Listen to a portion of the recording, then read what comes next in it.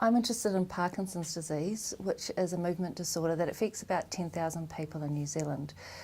There are some good treatments for Parkinson's disease, however, many people are living with some side effects from those treatments, and so we are looking at a novel, new way of potentially treating the disease. What we do is put new genes into the brain so that we can stimulate the brain using light, and the advantage that this technique has is that we can stimulate just certain types of brain cells, and so we can make it very, very specific, and what we hope for in the future is that the patients will end up with less side effects as a result of that. So the current side effects can be things like depression, and there can be things like gambling addictions and things like that. So it can be quite extreme, and not a lot of patients have such extreme side effects. It can be just suppressing behaviours a little bit as well, so something called impulsivity. So what we literally did was took activity from a control brain and replayed that back into a Parkinsonian brain, and we found that we could restore movements much more than using the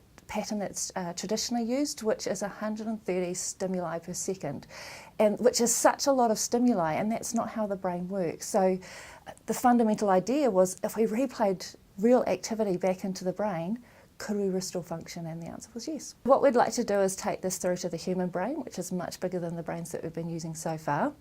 And so we need to change some of the technologies so that we can get enough brain cells actually stimulated. We need to use different probes, and we need to be able to have the light source, so the generation of light actually being able to be carried by the person.